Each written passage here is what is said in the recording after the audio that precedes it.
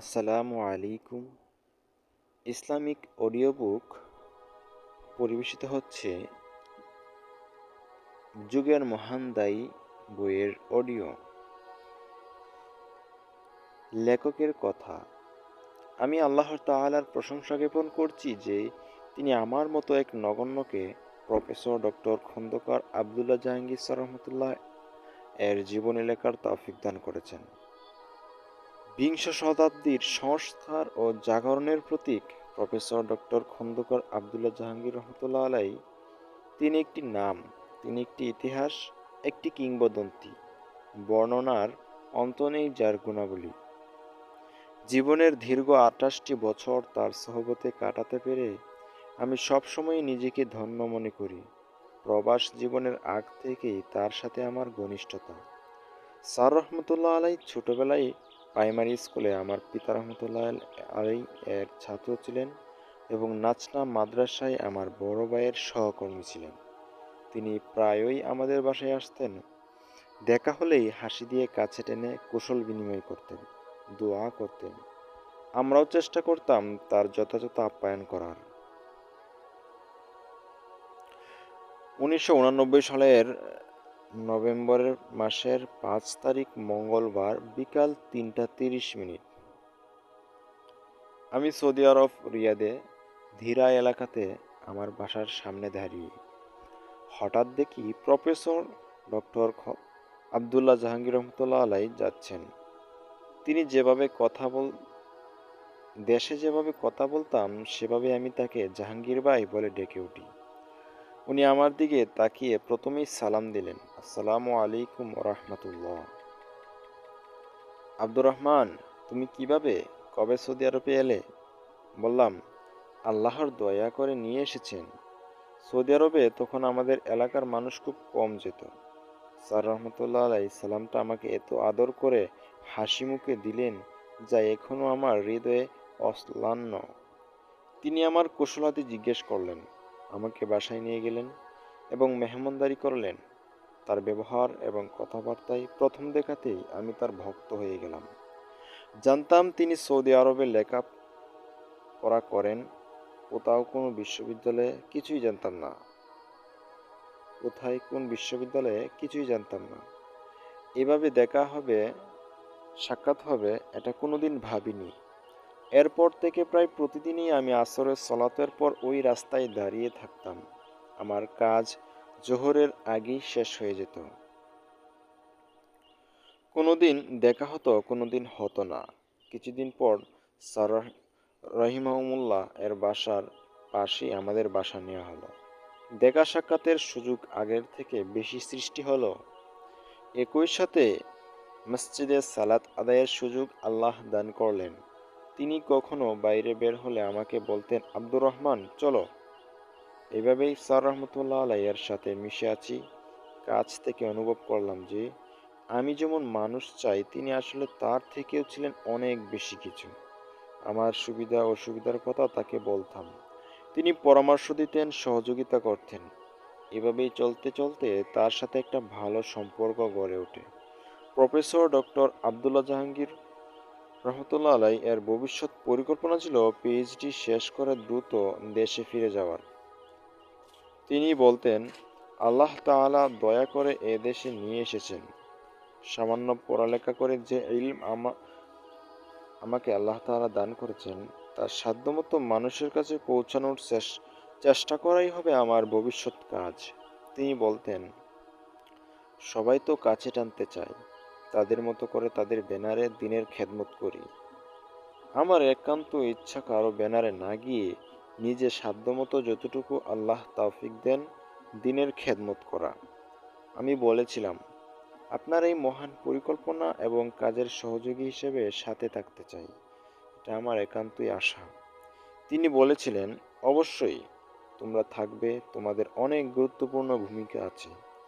চেষ্টা করছি নিবিড়ভাবে তার সাথে থাকার।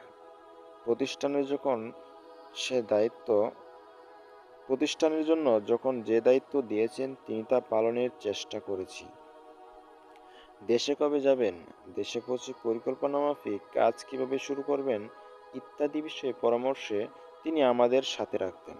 স্যার রহমতুল্লাহ আলাই পরামর্শকে সর্বাধিক গুরুত্ব দিতেন এবং বলতেন, পরামর্শ করে কাজ করলে সেই কাজে ক্ষতি হওয়ার সম্ভাবনা কম থাকে এবং তার সকল কাজ করে করতে দেখেছি করতে দেখেছি। 3 ভাগে কাজ করার চূড়ান্ত পরিকল্পনা নিয়ে তিনি দেশে যাওয়ার প্রস্তুতি নিতে থাকেন।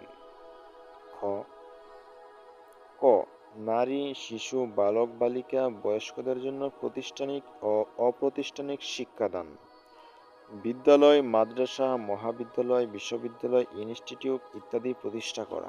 খ তাওহীদ, সুন্নাহ ও বিশুদ্ধ ইসলামী নির্দেশনা বিষয়ক গবেষণা গ্রন্থ প্রণয়নের সহায়তা প্রদান এবং বিষয়ভিত্তিক পুস্তক, পুস্তিকা, প্রচারপত্র ইত্যাদি প্রকাশ, প্রচার ও বিতরণ করা। ঘ ওয়াজ মাহফিলের মাধ্যমে সাধারণ জনগণের কাছে দ্বীনের সহিহ দাওয়াত পৌঁছানোর চেষ্টা করা। মাগুরা, ঝিনাইদহ, চুয়াডাঙ্গা, খুলনা এই সকল এলাকার প্রবাসী ভাইয়েরা যারা রিয়াদে ছিলেন তাদের নিয়ে মাসিক মাহফিল হতো। স্যার রহিমাহুল্লাহ কোরআন হাদিস থেকে আলোচনা পেশ করতেন এবং প্রশ্নোত্তর করতেন। মাসিক মাহফিলে একটা প্রস্তাব আসে ঝিনাইদহে একটা সহিহ দ্বীনী শিক্ষা প্রতিষ্ঠান গড়ে তোলার। অনেকেই প্রস্তাব দেন আগে একটি কমিটি গঠন এবং ফান্ড সংগ্রহ করতে হবে।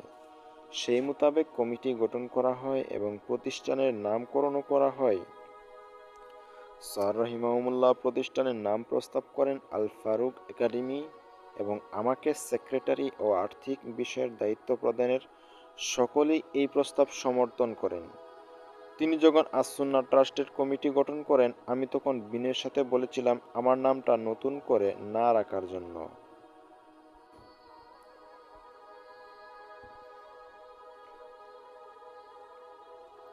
স্যার রহিমাহুল্লাহ রসিকতা করে বলেছিলেন, তা কি করে হয়? তুমি তো সৌদি আরবের সেক্রেটারি, কাজেই না থাকলে কিভাবে হবে? আমার পদ যেহেতু ছে- আমার পদ যেহেতু তোমার আমার পদ যেহেতু তোমরা বহাল রাখছো, কাজেই তুমি থাকবে।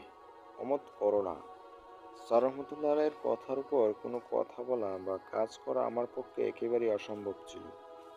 চেষ্টা করেছি তার সকল আদেশ নিষেধ সাধ্যমতো পালন করার। কতটা পেরেছি আল্লাহ তাআলাই ভালো জানেন। স্যার রহিমাহুল্লাহ আজ দুনিয়াতে নেই। তার মহান দায়িত্বের হক যথাযথভাবে পালন করে তিনি তার মহান প্রভুর সান্নিধ্যে চলে গেছেন।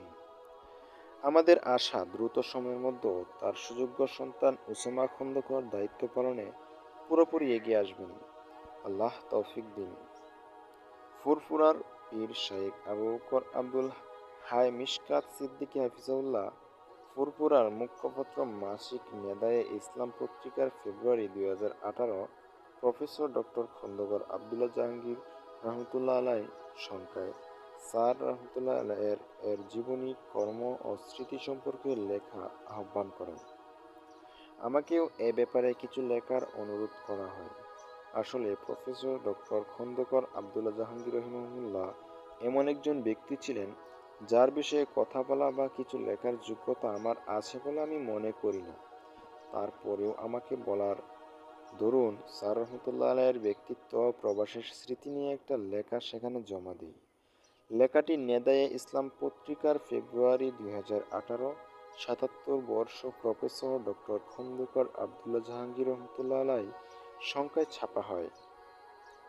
সেই লেখা পড়ে কিছু ভাই মন্তব্য করেছেন আরও বিস্তারিত লিখলে ভালো হতো, কিন্তু বললেই তো আর লেখা হয়ে যায় না। আমার পুঁজি কতটুকু আমি নিজেই ভালো জানি। প্রফেসর ডক্টর খন্দকার আবদুল্লাহ জাহাঙ্গীর রহমতুল্লাহ আলাই এর আচার ব্যবহার ছিল নববী আদর্শের উত্তম প্রতিফলন। এগুলো আগামী প্রজন্মকে জানাতে হবে। এই আকাঙ্ক্ষা থেকেই আমার এই সামান্য প্রচেষ্টা। এই আল্লাহওয়ালা প্রিয় মানুষটিকে নিয়ে আলোচনা করতে আমার বিবেকে আমাকে তাড়িত করেছে 12 বার। কিন্তু তার ইন্তিকালের পর তাকে নিয়ে আরও বলতে, আরও লিখতে আমি প্রবলভাবে আলোড়িত হই। তাকে নিয়ে আমাকে বলতেই হবে, তাকে নিয়ে আমাকে লিখতেই হবে। এ আমার এক পবিত্র দায়িত্ব। তিনি আমার ভাই, আমার শাইখ। আমার ভীষণ প্রিয় মানুষ। তার মহান জীবনগাথা অমর কীর্তিমালা উম্মাহের সামনে তুলে ধরতে কেন আমি পিছিয়ে থাকব? অনেক কালজয়ী গ্রন্থ তিনি রচনা করেছেন নিতান্ত তরুণ বয়সে। তিনি দেশের প্রচলিত মতবাদসমূহ ও দর্শনের বিপরীতে ইসলামের শ্রেষ্ঠত্ব প্রমাণের প্রয়াস চালিয়েছেন। ইহইয়া সুনান শিরোনামে শুধু সাহিত্যশৈলী কিংবা বর্ণনার সৌকর্য নয়, বিষয়বস্তু ও দৃষ্টিভঙ্গির কারণে তার রচনাবলীর সমাদর দিন দিন বেড়েই চলছে সারা দেশে। কলমি খেদমত ও বুদ্ধিভিত্তিক প্রয়াসের মাধ্যমে সমাজ পরিবর্তন ও উন্নত জীবনাদর্শ ইতিবাচক উপায়ে উপস্থাপনের প্রয়াসে আত্মনিয়োগ করেছেন এদেশের একদল আলিমে দ্বীন। আশা করা যায় আজকের তরুণ আলিম সমাজ প্রফেসর ডক্টর খন্দকার আবদুল্লাহ জাহাঙ্গীর রহমতুল্লাহ আলাইহির চিন্তাধারা ও দর্শনের লালন ও বিকাশের ভূমিকা রেখে যাবেন, সেই আলামত সুস্পষ্ট। যাই হোক, ভাইদের অনুরোধের প্রেক্ষিতে নেদায়ে ইসলামের সেই লেখাটির উপর ভিত্তি করে এবং জামিয়াতুস সুন্নাহের ছাত্রছাত্রীদের স্যার রহমতুল্লাহ আলাইহির জীবনী জানার প্রবল আগ্রহ থেকে আমার লেখার এই চেষ্টা। তার জীবন দর্পণ বিস্তারিত লিখলে 1000 পৃষ্ঠা লেখা যাবে। জামিয়াতুস সুন্নাহ ছাত্রছাত্রীদের উদ্দেশ্য সংক্ষিপ্ত লেখা। মহান আল্লাহ তার জন্য খালেজভাবে আমার এই ক্ষুদ্র প্রচেষ্টাকে কবুল করুন। কিছু মানুষ আছেন মৃত্যুর পরেও যাদের জ্ঞান গরিমার আলো অনেক দূর পর্যন্ত ছড়িয়ে পড়ে, যে আলোয় আলোকিত হয় সমাজ, সমাজের মানুষ। বর্তমানে প্রফেসর ডক্টর খন্দকার আবদুল্লাহ জাহাঙ্গীর রহমতুল্লাহ আলাইহির মতো মানুষের বড় অভাব। উম্মাতের ক্লান্তিলগ্নে প্রফেসর ডক্টর খন্দকার আবদুল্লাহ জাহাঙ্গীর রহমতুল্লাহ আলাইহির জীবন থেকে শিক্ষা নিয়ে আমাদের এগিয়ে যেতে হবে। তিনি সমকালীন যুগে ইলমের জগতে এক বড় দিনপাল ছিলেন। তিনি সমকালীন যুগে ইলমের জগতে এক বড় দিকপাল ছিলেন। তার বক্তব্য ও লেখনীয় শুধু বাংলাদেশের জন্যই নয়, বরং বৈশ্বিক পরিসরেও তা সমানভাবে প্রযোজ্য। বর্তমান সময়ে উম্মাহর নাজুক পরিস্থিতিতে সমাজে শিরক বিদআতের ব্যাপক বিস্তৃতি, নাস্তিকদের আস্ফালন, খ্রিস্টান মিশনারিদের অপতৎপরতা, সয়লাব এবং মন্দিরকে কেন্দ্র করে ইসকন হিন্দু গোষ্ঠীর মাথামাতি ব্যাপক প্রসার লাভ করেছে। খ্রিস্টানরা এদেশকে যেমন খ্রিস্টান বানাতে চায়, তেমন ইসকনরা চায় এই দেশটাকে হিন্দু রাষ্ট্র বানাতে। এইরকম নাজুক পরিস্থিতিতে যুগোপযোগী কর্মপদ্ধতি গ্রহণ ও কর্মকৌশল অবলম্বনে একজন প্রফেসর ডক্টর খন্দকার আবদুল্লাহ জাহাঙ্গীর রহমতুল্লাহ আলাইহির জীবন কর্ম অধ্যয়ন খুবই প্রাসঙ্গিক। অসাধারণ প্রতিভার অধিকারী এই আলোকিত মানুষের জীবনধারা সহিহ সুন্নাতে উদ্ভাসিত প্রত্যেক ব্যক্তির জীবনেই অত্যন্ত গুরুত্বপূর্ণ বহন করে। সত্যের সন্ধান ও উন্মোচনে তিনি ছিলেন এক শ্রেষ্ঠ সাহসী পুরুষ। তাই সুন্নাহের অনুসারীদেরকে তার জীবনী থেকে শিক্ষা নেওয়া অত্যন্ত গুরুত্বপূর্ণ বিষয়। তার জীবনী থেকে হক অনুসন্ধানের ক্ষেত্রে আমরাও যেন শিক্ষা নিতে পারি। প্রফেসর ডক্টর খন্দকার আবদুল্লাহ জাহাঙ্গীর রহমতুল্লাহ আলাইহির জীবনী ও চিন্তাধারা নিয়ে দেশে ও বিদেশে অনেক বিশ্ববিদ্যালয়ে গবেষণা হচ্ছে, থিসিস লেখা হচ্ছে। আমরা আশা করি এই গবেষণা থেকে উম্মাহ উপকৃত হবে।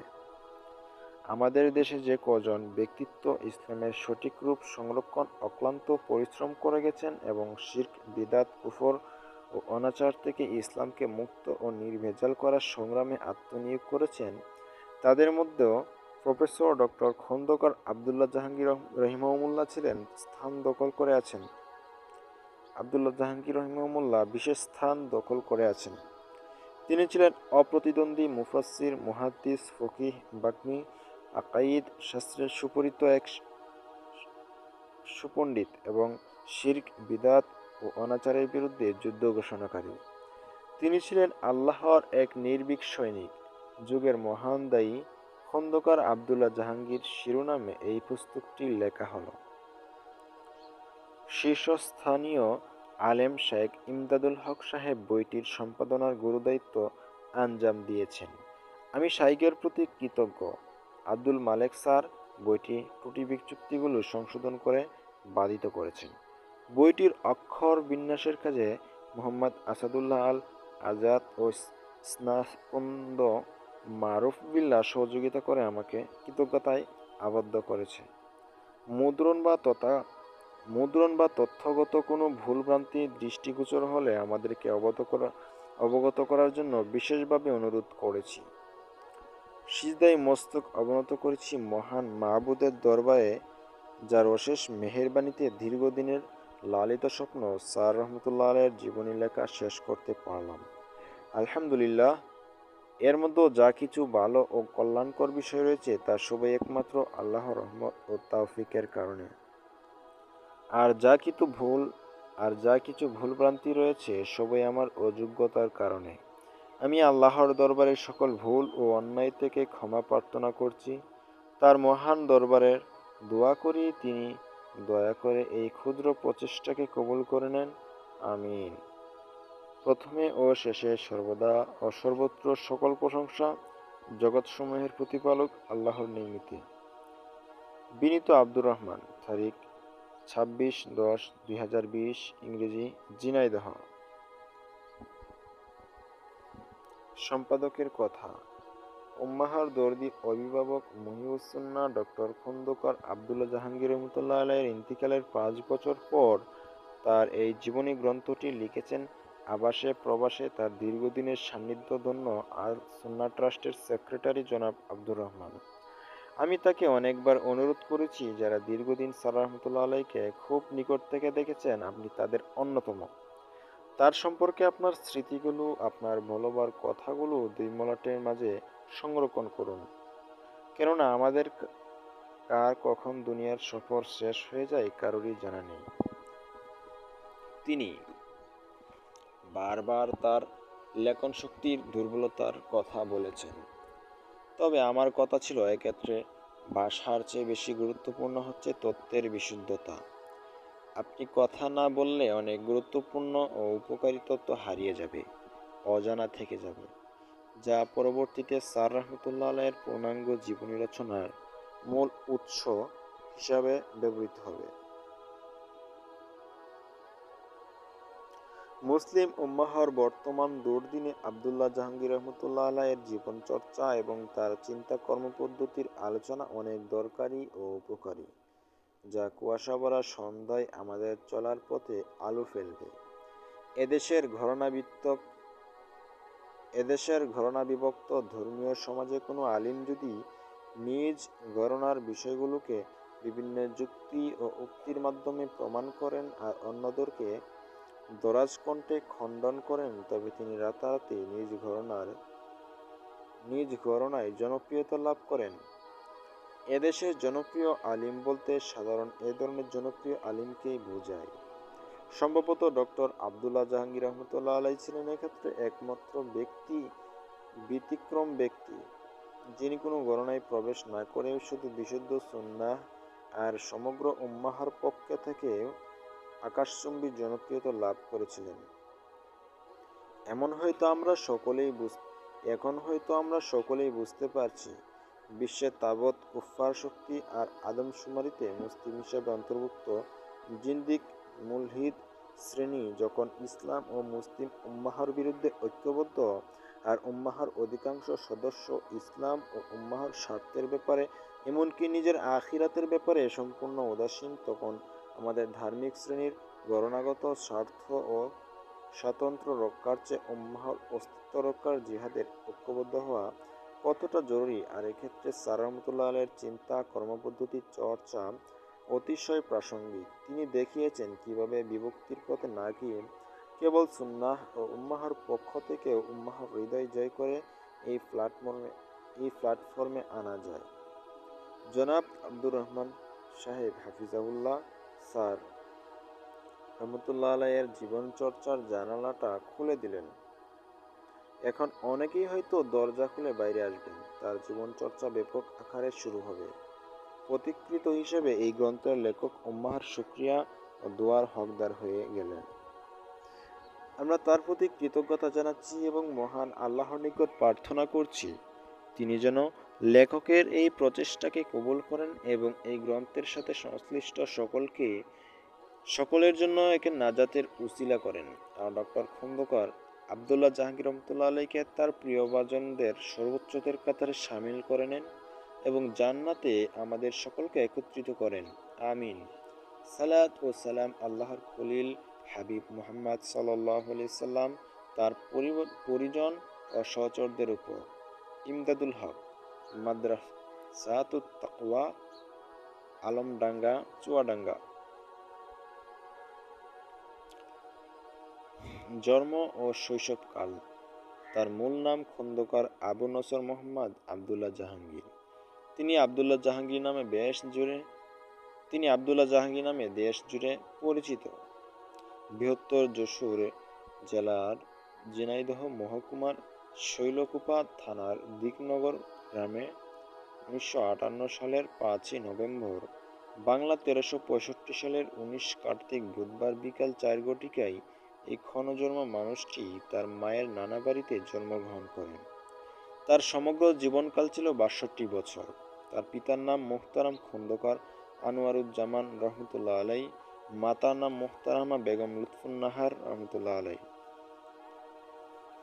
ঝিনাইদহ জেলার নহরিন্দা তার নিজের গ্রাম।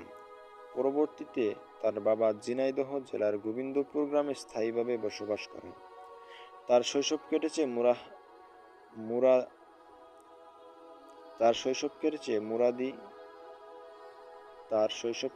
মুরারিদহে। নানির কোনো পুত্র সন্তান না থাকায় তিনি নানির অত্যন্ত প্রিয়ভাজন ছিলেন। শৈশব ও কৈশোরের স্বাভাবিক ছেলেদের মতো খেলাধুলা খুব পছন্দ করতেন। তিনি সবসময় ছিলেন সাংগঠনিক মানসিকতার। ছোটবেলা থেকেই পাড়ার ছেলেদের নিয়ে সালাত আদায় করা, সামাজিক কাজে অংশগ্রহণ করা, অসহায় মানুষের উপকার করা ইত্যাদি ছিল তার স্বভাবজাত। একজন চিত্রকর যেভাবে ছবি আঁকেন, তার পিতা খন্দকার আনোয়ারুজ্জামান রহমতুল্লাহ আলাই সেভাবেই যত্ন করে ছেলেকে মানুষ করেছিলেন। সমস্ত খারাপ থেকে বাঁচানোর জন্য তার বাড়ির বাইরে কোনো লোক প্রবেশ নিষিদ্ধ ছিল। সমস্ত খারাপ থেকে বাঁচানোর জন্য তার বাড়িতে বাইরের কোনো লোক প্রবেশ নিষিদ্ধ ছিল। তিনি ছিলেন পিতামাতার অনুগত সন্তান। জীবনে কখনো তিনি পিতামাতার হুকুম অমান্য করেননি। শৈশবে তিনি ছিলেন পিতামাতা পরিবেশিত ইসলামী তাহজিব তামাদ্দুন সমৃদ্ধ স্বতন্ত্র পারিবারিক শিক্ষায়তনে। প্রফেসর ডক্টর খন্দকার আবদুল্লাহ জাহাঙ্গীর রহমতুল্লাহ আলাই ছিলেন 5 ভাই বোনের মধ্যে সবার বড়। পরবর্তী 3 বোন ফাতেমা, নার্গিস, নাসিমা, মরিয়ম এবং উম্মে সালমা।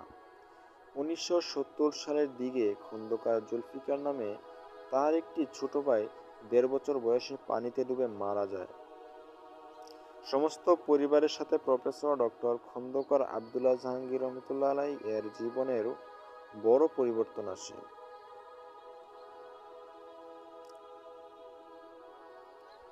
সমস্ত পরিবারের সাথে প্রফেসর ডক্টর খন্দকার আবদুল্লাহ জাহাঙ্গীর রহমতুল্লাহ আলাই এর জীবনেও বড় পরিবর্তন আসে। এ সময় তিনি পিতামাতার পাশে দাঁড়ান এবং তাদের মানসিক ক্ষত সারিয়ে তোলার আপ্রাণ চেষ্টা করেন। ধর্ম এবং ধর্মতত্ত্ব বিষয়ে তার জ্ঞানের সূত্রপাত হয়েছে তার পিতার কাছ থেকে। বাড়িতে ছিল সব ধরনের বই পড়ার অবাধ সুযোগ। পিতামাতা দুজনেই ছিলেন পড়ুয়া। তিনি ধর্মের বিভিন্ন বিষয়ে তার আব্বার সাথে আলোচনা করতেন। এতে কখনো কখনো একদিন 2 দিনও পার হয়ে যেত। 1983 সালে পিতার মৃত্যু হয়। এরপর তিনি মা এবং বোনদের দায়িত্ব নিজের কাঁধে তুলে নেন। তখন তিনি সৌদি আরবে পড়াশোনা করতেন। চিঠির মাধ্যমে মায়ের সাথে সংসারের সকল বিষয় পরিচালনা করতেন। মা তার সমস্ত মেধা ও শ্রম দিয়ে দেশে থেকে সেই সকল কাজ সুষ্ঠুভাবে সম্পন্ন করেছেন। মা ছেলের এরকম জুড়ি সাধারণত দেখা যায় না। মহান আল্লাহ তাআলা সকল ভালো গুণ দিয়েই তাকে সৃষ্টি করেছিলেন। ছোটবেলা থেকেই মন্দ কাজ না করার চেষ্টা করতেন। মায়ের হুকুম শোনাই যে আল্লাহর হুকুম, তিনি সেটি অক্ষরে অক্ষরে পালন করেছেন। বোনদের সাথে সর্বদা সুসম্পর্ক রেখেছেন। তাদের সমস্যার সময় পাশে দাঁড়িয়েছেন। পড়াশোনা শেষে তিনি 1958 সালে তার অর্জিত জ্ঞান দেশের মানুষের কাজে লাগানোর জন্য দেশে ফিরে আসেন। দেশে আসাটা তার জন্য খুব সহজ ছিল না। তিনি যেই কঠিন কাজটি করেছিলেন তিনি সেই কঠিন কাজটি করেছিলেন হাসি মুখে। সংসার জীবনের মাঝামাঝি অবস্থায় দেশে এসে উপার্জনের ব্যবস্থা, পরিবারকে স্থিতিশীল করা, সাথে দিনের কাজ করা ইত্যাদির দরুন তিনি অনেক কষ্টের সময় পার করেছেন।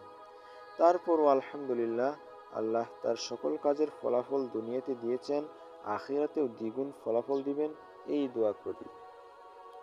ফুটনোট: নাসিমা মরিয়ম স্যার রহমতুল্লাহ আলাইয়ের মেজ বোন।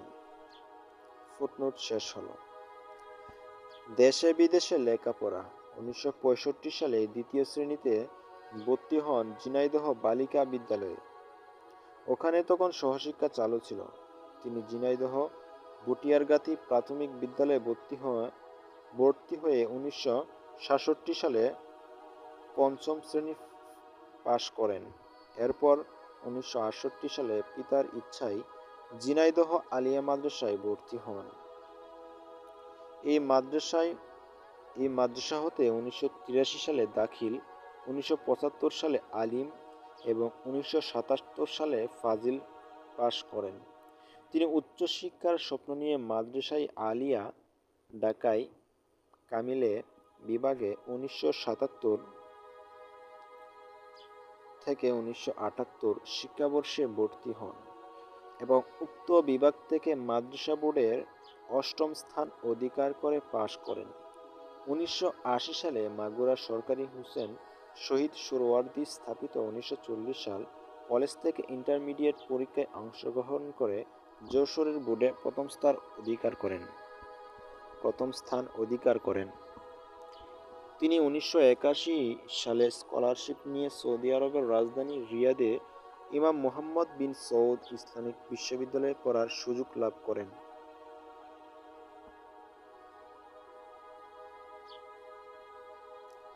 বিশ্ববিদ্যালয়ে ভর্তি হওয়ার আগে বিদেশি ছাত্রদের ভাষা কোর্স করে নিতে হয়। সে পরীক্ষায় তিনি ভর্তি হন চতুর্থ স্তরে, অর্থাৎ 4 মাস কোর্স করে তিনি বিশ্ববিদ্যালয়ে অনার্স কোর্সে ভর্তি হন। তার বিষয় ছিল আরবি ভাষা ও সাহিত্য, আর এখান থেকে শুরু হয় তার প্রতিভা ও যোগ্যতার বিকাশ। প্রথম সেমিস্টার শেষ হলো, তিনি খুব ভালো রেজাল্ট করলেন। দ্বিতীয় সেমিস্টারে পুরো ফ্যাকাল্টিতে ফার্স্ট হলেন। এমন এক রেজাল্ট করলেন যে পরদিন সাংবাদিকরা তার সাক্ষাৎকার নেওয়ার জন্য খুঁজতে লাগলো। তারা তার দীর্ঘ সাক্ষাৎকার নিল। পরদিন রিয়াদের সেরা দৈনিক আর রিয়াদ পত্রিকার তৃতীয় পাতায় তার ছবিসহ দীর্ঘ সাক্ষাৎকার ছাপা হলো। বাংলাদেশি ছাত্রের এই কৃতিত্বে আমরা গর্বিত হলাম। উক্ত পরীক্ষায় তিনি সকল বিষয়ে গড়ে শতকরা 97 নম্বর পেয়ে পুরো ফ্যাকাল্টিতে সর্বোচ্চ নম্বর পেয়েছিলেন। পরে জানা গিয়েছিল তিনি পরীক্ষায় 4টি বিষয়ে 100 করে পুরো নম্বর পেয়েছিলেন। সেই বিষয়গুলো হলো ইংরেজি, নাহু, বালাগাত ও কোরআন। শত শত আরব ছাত্রের মধ্যে একজন অনারব ছাত্রের এ ধরনের রেজাল্ট বিরাট বিস্ময় সৃষ্টি করেছিল। প্রফেসর ডক্টর খন্দকার আবদুল্লাহ জাহাঙ্গীর রহমতুল্লাহ আলাইয়ের সাথে আমার বেশ কয়েকবার ইমাম মুহাম্মদ বিন সৌদ ইসলামী বিশ্ববিদ্যালয়ে যাওয়ার সুযোগ হয়েছিল। তিনি বিশ্ববিদ্যালয়ের শিক্ষকগণের সাথে আমাকে পরিচয় করিয়েছেন। দেখলাম তার শিক্ষকগণ তাকে শুধু ভালোবাসেন না, বরং একই সাথে সম্মানও করেন। তিনি তার বর্ণাঢ্য ছাত্রজীবন রিয়াদেই শেষ করেন। ইমাম মুহাম্মদ বিন সৌদ ইসলামী বিশ্ববিদ্যালয়ে তার লিসেন্স শেষ হয় 1986 সালে। মাস্টার্স শেষ করে 1992 সালে এবং পিএইচডি ডিগ্রি লাভ করেন 1998 সালে। তিনি ইমাম মুহাম্মদ বিন সৌদ ইসলামী বিশ্ববিদ্যালয়ের চূড়ান্ত পরীক্ষায় 96% মার্ক পেয়ে প্রথম স্থান অধিকার করেন। তৎকালীন রিয়াদের গভর্নর ও সৌদি আরবের বর্তমান বাদশাহ সালমান বিন আব্দুল আজিজের হাত থেকে পরস্পর দুইবার সেরা ছাত্রের পুরস্কার গ্রহণ করেন। দ্বিতীয়বার উপহার হিসেবে পান মহামূল্যবান হারাম শরীফের গিলাফ। দেশে ফেরা প্রফেসর ডক্টর খন্দকার আবদুল্লাহ জাহাঙ্গীর রহমানুল্লাহ সময়ের প্রতি খুবই যত্নশীল ছিলেন। সময় অপচয় হলে খুব কষ্ট পেতেন। তিনি রুটিনের বাইরে কোনো কিছু করতেন না, কঠোরভাবে রুটিন মেনে চলতেন। একটি সেকেন্ডও অনর্থক নষ্ট করতে দেখিনি তাকে। তিনি ছিলেন অসাধারণ স্মৃতিশক্তির অধিকারী। তিনি ক্যাম্পাস থেকে বিশ্ববিদ্যালয়ে বাসে যাওয়া আসার পথে ও অবসরে পবিত্র কোরআন হিফজ করতেন। পিএইচডি ডিগ্রি শেষ করার আগেই তিনি পূর্ণাঙ্গ কোরআনের হিফজ শেষ করেন। প্রফেসর ডক্টর খন্দকার আবদুল্লাহ জাহাঙ্গীর রাহিমাহুল্লাহ এর পিএইচডির সেমিনারে তার শ্যালক আব্দুল হাই মিশকাত সিদ্দিকী ফুরফুরার বর্তমান পীর সাহেব ও আমার থাকার সুযোগ হয়েছিল। সেমিনার 10:30 ঘটিকায় শুরু হয়ে জোহরের আগে শেষ হয়। সালাত শেষে রেজাল্ট ঘোষণা করা হয়। আলহামদুলিল্লাহ, আব্দুল হাই মিশকাত সিদ্দিকী ইমাম মুহাম্মদ বিন সৌদ ইসলামী বিশ্ববিদ্যালয়ে 2 বছরে ডিপ্লোমা কোর্স করেছেন। বিশ্ববিদ্যালয়ে পড়ার পাশাপাশি স্যার রহমতুল্লাহ আলাইয়ের কাছে মৌলিক কিতাবগুলো এবং অন্যান্য মাশাইখদের কাছেও পড়েছেন। একই সাথে তিনি তাহফিজুল কোরআন মাদ্রাসায় কোরআন হিফজ করেছেন এবং আমেরিকান ইংলিশ মিডিয়ামে শর্ট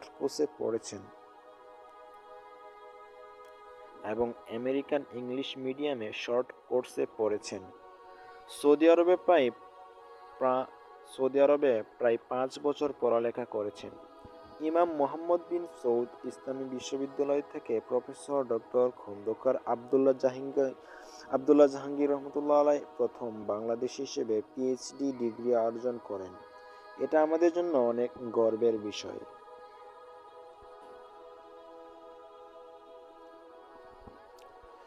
পিএইচডি রেজাল্টের পর স্যার রহমতুল্লাহ আলাই বললেন, আব্দুর রহমান, দেশে ফেরার ব্যবস্থা করো।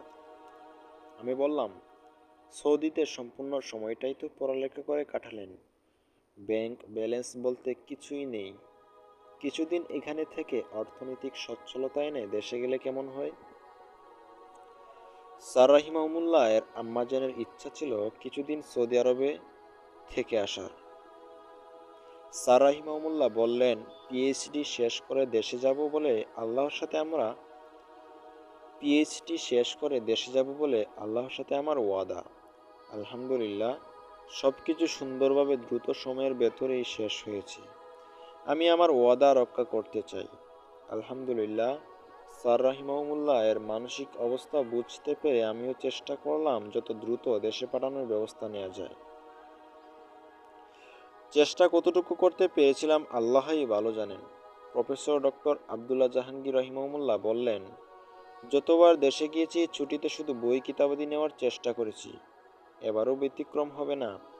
আমি কোনো মার্কেটিং করিনি, এবার শুধু বই কিতাবাদি নিতে চাই। কিন্তু বইয়ের পরিমাণ তো এবার অনেক। কিভাবে বইগুলো দেশে নেওয়া যায়? ওজন দিয়ে নেওয়া সম্ভব নয়। বইগুলো তো আমাকে নিতেই হবে। বইগুলোই আমার আসল অস্ত্র। বইগুলো দেশে পাঠানোর ব্যবস্থা করো।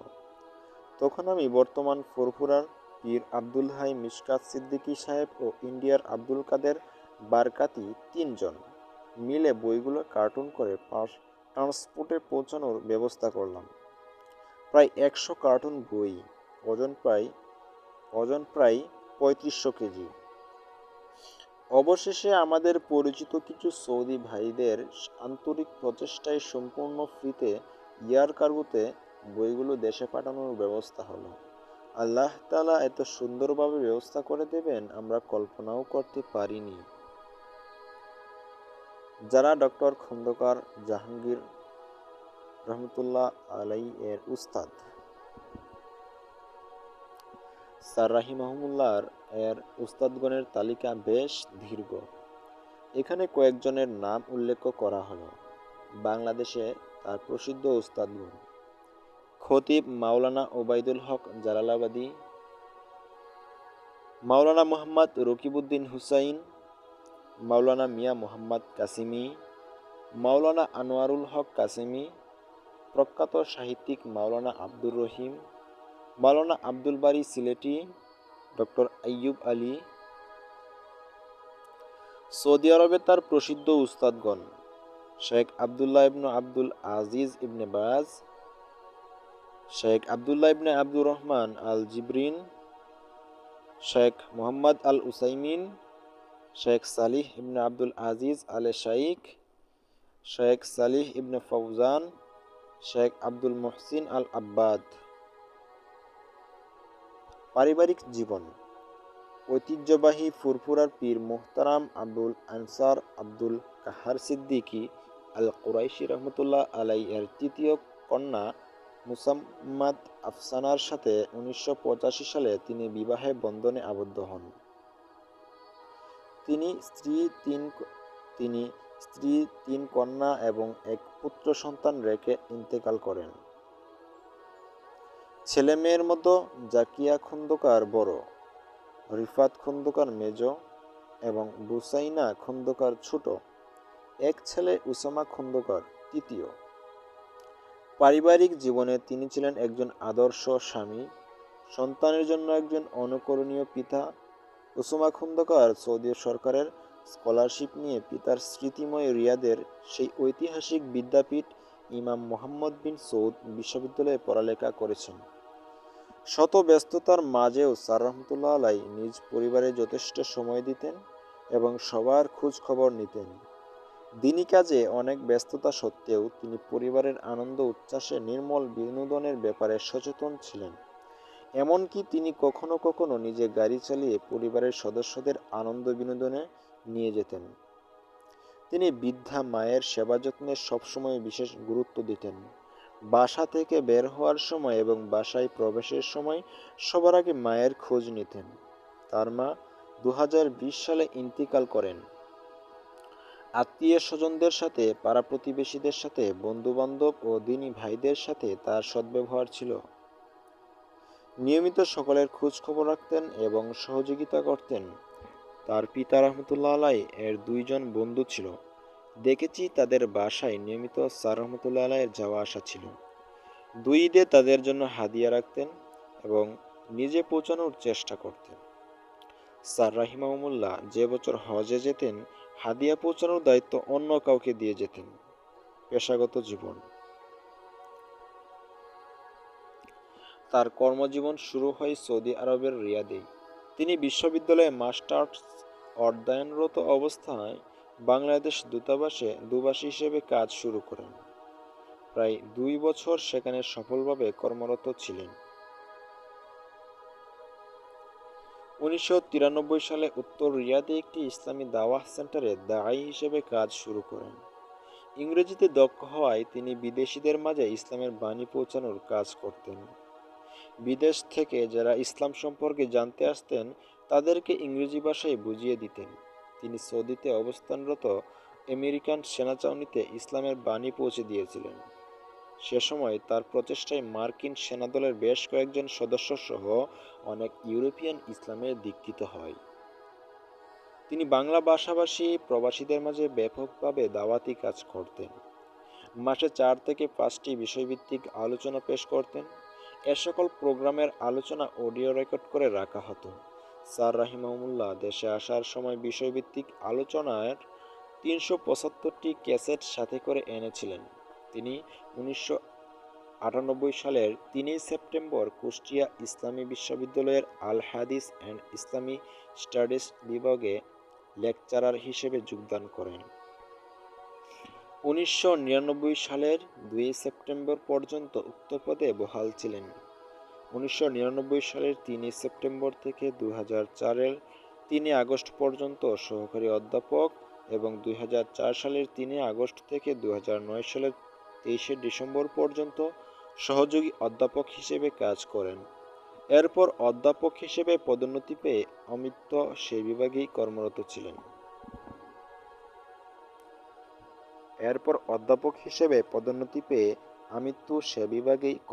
ছিলেন। 2004 সালের 31 জুলাই থেকে 2005 সালের 14 নভেম্বর পর্যন্ত একই বিশ্ববিদ্যালয়ের আল ফিকহ বিভাগের শিক্ষক হিসেবে তিনি কাজ করেন।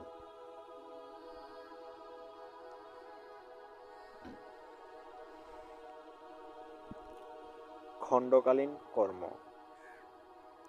কামিলের রেজাল্টের পর তিনি সৌদি আরবে যাওয়ার আগ পর্যন্ত নাচনার নূরনগর সিদ্দিকিয়া সিনিয়র মাদ্রাসায় খণ্ডকালীন শিক্ষকতা করেন। প্রফেসর ডক্টর খন্দকার আবদুল্লাহ জাহাঙ্গীর রাহিমাহুল্লাহ নিজের প্রতিষ্ঠান আস-সুন্নাহ ট্রাস্টে তাখাসসুস ফিল উলুমিল হাদিস এবং তাখাসসুস ফিল দাওয়াহ বিভাগে ক্লাস নিতেন। দেশে আসার পর কিছুদিন দারুল এহসান বিশ্ববিদ্যালয়ে ক্লাস নিয়েছিলেন। এছাড়া দীর্ঘদিন তিনি ঢাকার ঐতিহ্যবাহী দ্বীনি প্রতিষ্ঠান ফুরফুরা দরবারের আল জামিয়াতুস সিদ্দিকিয়া দারুল উলুম দারুস সালাম মিরপুর মাদ্রাসায় এবং জামিয়াতুল কুরআনিল কারীম পাকশী ঈশ্বরদী মাদ্রাসায় খণ্ডকালীন শাইখুল হাদিস হিসেবে সহিহ বুখারীর দার্স দিতেন। তার খ্যাতনামা কিছু ছাত্র: Sheikh Abdul Hai Mishkat Siddiqui, professor doctor Mohammad Mujahidur Rahman, professor doctor Aminul Islam, doctor Ruhul Amin, doctor Mizanur Rahman, doctor Bonu Amin, Sheikh Abdul Hai Mohammad Saifullah, Sheikh Atikur Rahman, Sheikh Saidur Rahman, Ibrahim Al Mamun. মিডিয়ার সফল ব্যক্তিত্ব: দিনের মূল বিষয়গুলো খুব সহজে এবং সাধারণ মানুষের বোধগম্য করে উপস্থাপন করার অসামান্য দক্ষতা তার ছিল। টিভিতে বক্তৃতা, জীবন ঘনিষ্ঠ আলোচনা ও প্রশ্নের উত্তর প্রদান করে খুব অল্প সময়ে তিনি বেশ জনপ্রিয়তা লাভ করেন। এভাবে তিনি মিডিয়ার অত্যন্ত জনপ্রিয় ব্যক্তিত্বের আসন গ্রহণ করেন। মিডিয়া মাধ্যমে তিনি ইসলামের দাওয়াহ তুলে ধরেন। Islamic TV, Diganta TV, peace TV Bangla, NTV Bangla, channel 9 সহ বেশ কয়েকটি টিভি চ্যানেলে তিনি ইসলামিক প্রোগ্রাম করেন। আধুনিক উপকরণ বলতে যত ব্যবস্থা আছে সবগুলোতে দাওয়াহ পৌঁছানোর মাধ্যম মনে করতেন। যে সময়ে দেশে দাওয়াতি কাজে মিডিয়ার ব্যবহার ছিল একেবারেই নগণ্য, সে সময়ে ডক্টর রহমতুল্লাহ আলাইহি আস-সুন্নাহ ট্রাস্টে 2015 সালে আন্তর্জাতিক মানের একটি স্টুডিও প্রতিষ্ঠা করেন। সেখানে অনলাইন ভিত্তিক আস-সুন্নাহর বিভিন্ন সম্প্রচার শুরু হয়। মৃত্যুর পূর্বে এ স্টুডিওতে মাত্র 25টি প্রোগ্রাম তিনি করে যেতে পেরেছিলেন। লেখালেখিতে ডক্টর আবদুল্লাহ জাহাঙ্গীর রহমতুল্লাহ আলাইহি দেশ জুড়ে দাওয়াতি সফর, বিশ্ববিদ্যালয়ের ক্লাস, বিভিন্ন টিভি চ্যানেলে প্রোগ্রামের পাশাপাশি তিনি তার ক্ষুরধার লেখনী চালিয়েছেন নীরবে নিভৃতে। ক্লাস শেষে বিশ্রামের সময় বাড়িতে, আস-সুন্নাহ ট্রাস্টে, বিদেশ সফরে বিমানে থাকা অবস্থায় অনবরত লিখে গেছেন জামানার এই মুজাদ্দিদ। কোনো গুরুত্বপূর্ণ বিষয় লেখার আগে সম্ভব হলে তিনি নফল সালাত আদায় করে নিতেন। তিনি তার জীবনের 28 বছর প্রতিদিন গড়ে প্রায় 6 ঘন্টা করে লিখেছেন। লেখায় সাধারণ তিনি কাগজ কলম ব্যবহার করতেন না। লেখ্য বিষয় সরাসরি কম্পিউটারে কম্পোজ করতেন। তার লেখালেখির মূল বিষয় ছিল হকুল্লাহ বা আল্লাহর অধিকার এবং হকুল ইবাদ বা সৃষ্টি জগতের অধিকার। তার লেখনীতে ছিল সালাফদের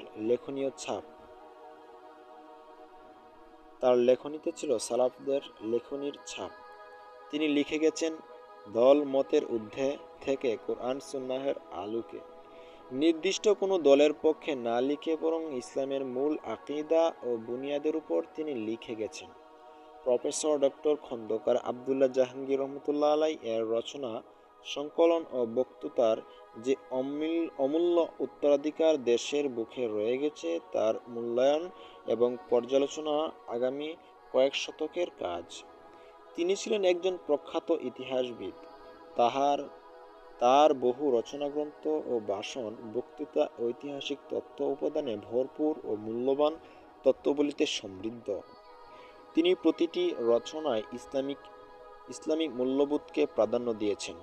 শিক্ষাক্ষেত্রে প্রাচীন ও আধুনিক শিক্ষার মধ্যে অপূর্ব সমন্বয় সাধন করেছেন। আমি তার কিতাবের ছাত্র। তার লেখার মজাই আলাদা। এক এক কিতাবের এক এক স্বাদ, এক এক লেখার এক এক মজা। তার প্রতিটি কিতাব ও লেখা দায়িত্বপূর্ণ ও দরদভরা চিন্তা ও পাতের উর্মিমালায় উত্তাল, কিন্তু বেসামাল নয়।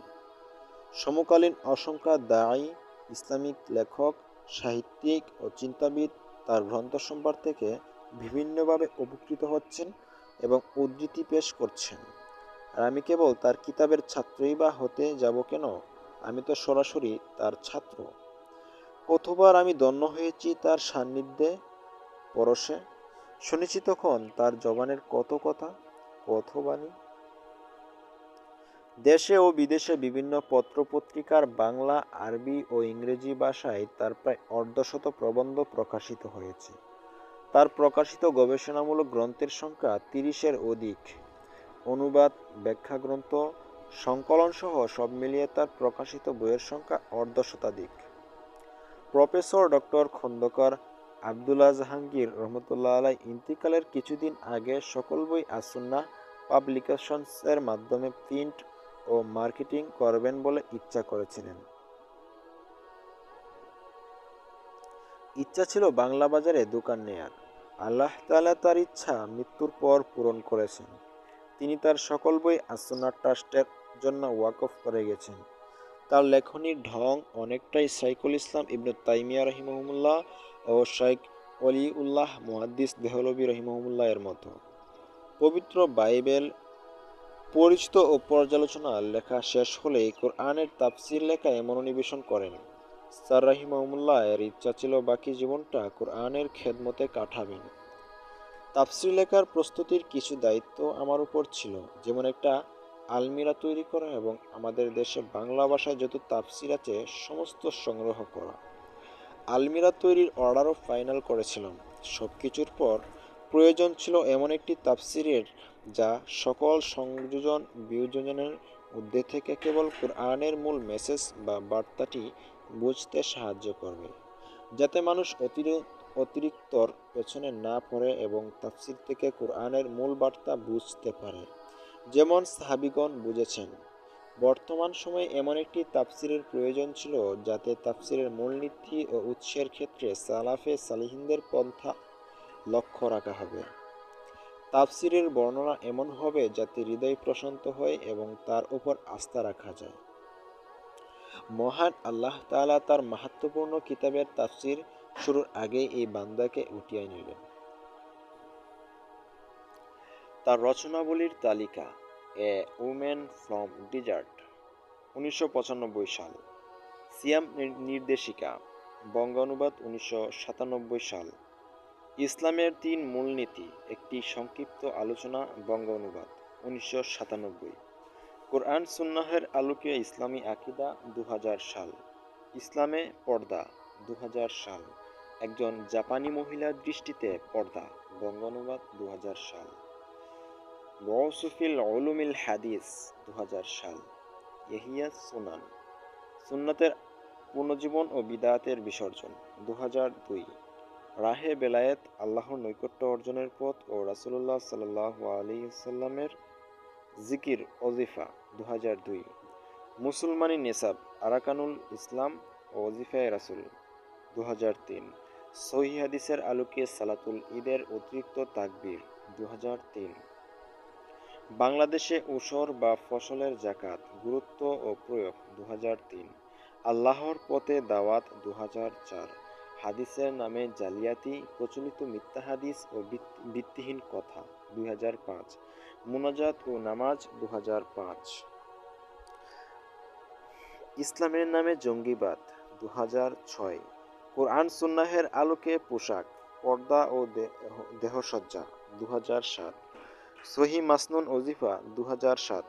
রাসূলুল্লাহ সাল্লাল্লাহু আলাইহি সাল্লামের পোশাক ও পোশাকের ইসলামী বিধান, 2008। খুতবাতুল ইসলাম, জুমআর খুতবা ও সমকালীন প্রসঙ্গ, 2008। খুতবাতুল ইসলাম, জুমার খুতবা ও সমকালীন প্রসঙ্গ, 2008। ইজহারুল হক বা সত্যের বিজয়, 3 খণ্ড, বঙ্গানুবাদ 2008। মুসনাদ আহমদ, বঙ্গানুবাদ আংশিক, 2008। কোরআন সুন্নাহের আলোকে শবে বরাত, ফজিলত ও আমল, 2009। ফুরফুরা পীর আবু জাফর সিদ্দিকী রচিত আল মাওজুআত, একটি বিশ্লেষণাত্মক পর্যালোচনা, 2009। তাওরাত, জাবুর, ইনজিল ও কোরআনের আলোকে কুরবানি জাবিহুল্লাহ, 2010। ফিকহুস সুনানি ওয়াল আসার, হাদিস ভিত্তিক ফিকহ, 3 খণ্ড, বঙ্গানুবাদ 2012। কিতাবুল মুকাদ্দাস, ইনজিল শরীফ ও ইসাই ধর্ম, 2013। ইমাম আবু হানিফা রহমতুল্লাহ আলাই রচিত আল ফিকহুল আকবর, বঙ্গানুবাদ ও ব্যাখ্যা, 2013। বাইবেল ও কোরআন, 2013। সালাতের মধ্যে হাত বাঁধার বিধান, 2014। বিনয় ও ব্যক্তিগত আচরণ। ব্যক্তিত্ব ও চারিত্রিক গুণে তিনি ছিলেন সালফে সালিহিনদের প্রতিচ্ছবি। সততা, সরলতা, নিয়মবর্তিতা, বিনয় ও নম্রতার গুণে ছিলেন একজন মহৎ হৃদয়ের মানুষ। তিনি ছিলেন শরীয়তের সূক্ষ্ম রহস্য সম্পর্কে অভিজ্ঞ এমন একজন আলিম যার বিকল্প নেই। তিনি মুসলিম উম্মাহর দর্দি বন্ধু, ইসলামের অসামান্য চিন্তানায়ক ছিলেন। জ্ঞান ছিল যার পুঁজি, ইয়াকিন ছিল যার শক্তি, বিনয় ছিল যার মেজাজ, উত্তম আখলাক ছিল যার সাথী, আর মহব্বত তথা স্নেহপ্রীতি ও ভালোবাসার দ্বারা যার আপাদমস্তক ছিল মণ্ডিত। তিনি ছিলেন তিনি ছিলেন মুসলিম উম্মাহর অমূল্য নেয়ামত। জানি না তার অভাব আর কোনো দিন পূরণ হবে কিনা। জানি না তার অভাব আর কারো দ্বারা পূরণ হবে কিনা। তিনি কারোর সাথে কঠিন তর্কে লিপ্ত হতেন না। কেউ অহেতুক তর্ক করতে আসলে তিনি উত্তম পন্থায় তা এড়িয়ে যেতেন। প্রফেসর ডক্টর খন্দকার আবদুল্লাহ জাহাঙ্গীর রহমতুল্লাহ আলাইয়ের একটা বিশেষ বৈশিষ্ট্য ছিল কারো অন্তরে কষ্ট না দেওয়া। এই গুণটি তার মধ্যে এত প্রবল ছিল যে তাকে কেউ তুচ্ছ তাচ্ছিল্য বা ঘৃণা করলেও তিনি তার জবাব তো দিতেনই না, বরং নিজের সাথীদেরকেও কোনো প্রতিশোধমূলক ব্যবস্থা গ্রহণ না করার পরামর্শ দিতেন। অন্যদের খারাপ জানা বা তাদের অকল্যাণ কামনা করা এবং প্রতিশোধ নেওয়ার প্রবণতা তার মাঝে অনুপস্থিত ছিল। তিনি অন্যদের ত্রুটি বিচ্যুতি খোঁজ করা ও সম্মান করা থেকে বহু দূরে থাকতেন। তার সাথে কথা বলতে গেলে মনে হতো উম্মাহর সকল চিন্তা যেন তার উপর চাপিয়ে দেওয়া হয়েছে। উম্মাহের কল্যাণের চিন্তায় সবসময় পেরেশান থাকতেন। উম্মাহের কল্যাণের জন্য কোনো সুযোগ হাতছাড়া করতেন না। পৃথিবীর যে কোনো অঞ্চলে মুসলিমদের কষ্ট বা বিপর্যয় বা তার অন্তরে কাটা হয়ে বিঁধত, তিনি যথাসাধ্য তা দূর করার জন্য স্থির হয়ে যেতেন। প্রফেসর ডক্টর খন্দকার আবদুল্লাহ জাহাঙ্গীর রহমতুল্লাহ আলাই যে কত বড় ব্যক্তি ছিলেন তা বোঝার মতো জ্ঞান গরিমা আমাদের নেই। আত্মপ্রচার থেকে সবসময় তিনি সতর্কতার সাথে দূরে থাকতেন। প্রসিদ্ধি আর প্রচার থেকে দূরে থাকার জন্য নিজেকে কোনো ক্রেডিট অর্জন করতেন না। নিজের ব্যক্তিত্ব লুকিয়ে রাখতেন খুব বেশি। কোনোভাবেই তার থেকে কোনো রকম বড়াই প্রকাশ পেত না। ছাত্রজীবন থেকেই তিনি নিজেকে সালাফে সালিহিনদের মানহাজ অনুযায়ী প্রতিষ্ঠিত করেছিলেন। তখন থেকেই ক্ষুদ্র বৃহত্ত যে কোনো পাপ থেকে তিনি বেঁচে থাকার সর্বাত্মক চেষ্টা করতেন। সৌদি আরব থাকা অবস্থায় দেখেছি তিনি সফরে গেলে ওসিয়তনামা লিখে রেখে যেতেন। হজের সফরে গেলে বিস্তারিত ওসিয়তনামা লিখে যেতেন। স্যার রহমতুল্লাহ আলাই প্রতি বছর হজে যেতেন। তার হজের সফর সঙ্গী হিসেবে কয়েকবার থাকার সুযোগ আল্লাহ তাআলা আমাকে দান করেছেন। তার বন্ধু মাওলানা শামসুদ্দোহা ভাইয়ের কাছ থেকে জেনেছি যে তিনি ইন্টারে বোর্ড স্ট্যান্ড করার কারণে তৎকালীন প্রেসিডেন্ট জিয়াউর রহমানের সাথে নৌবিহারে গিয়েছিলেন। সেখানে আনন্দ ফুর্তি হচ্ছিল। এক পর্যায়ে গান বাজনা যখন খুব বেশি শুরু হয়ে গেল, তখন তিনি সরাসরি প্রেসিডেন্ট জিয়াউর রহমানের কাছে গিয়ে বললেন, আমার খুব কষ্ট হচ্ছে, আমাকে নামিয়ে দিলে ভালো হয়। গান বাজনা আমার সহ্য হচ্ছে না। প্রেসিডেন্ট বললেন, তুমি থাকবে না, গান বন্ধ হয়ে যাবে। তারপর গান বাজনা বন্ধ করে দেওয়া হলো। ফোনে বা সাক্ষাতে তার কথাবার্তাগুলো ছিল দরদ মাখা। যদি কখনো ফোন না ধরতে পারতেন, পরে তা ব্যাক করতেন। তিনি নিজেই নিজের ফোন রিসিভ করতেন। ফোনে কথা বলার সময় স্যার রহমতুল্লাহ আলাইকে কেউ আগে সালাম দিতে পারতেন না। নিজেই আগে সালাম দিতেন। বিরক্তিহীন ও হাসি মুখে তিনি কথা বলতেন। তার চিরচেনা মুচকি হাসিটা যেন তার মুখের অংশ ছিল। মৃত্যুর পরও তার মুখে মুচকি হাসির ছাপ বিদ্যমান ছিল। আল্লাহ তাআলা প্রফেসর ডক্টর খন্দকার আবদুল্লাহ জাহাঙ্গীর রাহিমাহুমুল্লাহকে একটি দরদি অন্তর দান করেছিলেন, যে অন্তর দ্বারা তিনি মুসলিম উম্মাহর দুঃখ দুর্দশা যথার্থ অনুভব করতে সক্ষম হয়েছিলেন। এমন দরদি অন্তর যে কারো ভাগ্য জুটে না। তার আচার ব্যবহারে ছিল নববী আদর্শে উত্তম প্রতিফলন।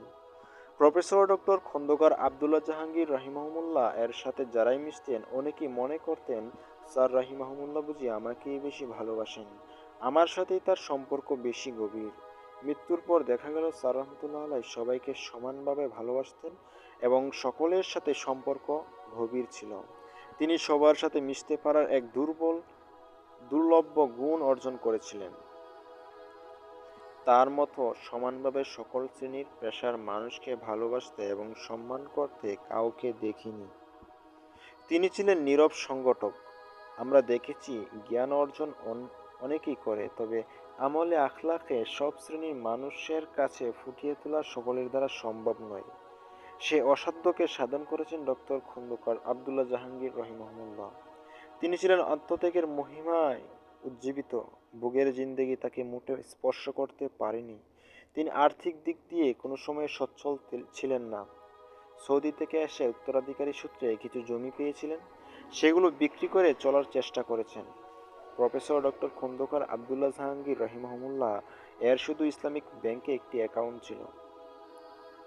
বিশ্ববিদ্যালয়ের অ্যাকাউন্ট ছাড়া মৃত্যুর পর ব্যাংক অ্যাকাউন্ট ক্লোজের সময় দেখা গেল খুবই সামান্য টাকা জমা আছে, যা দিয়ে এক সপ্তাহের বাজারও হবে না।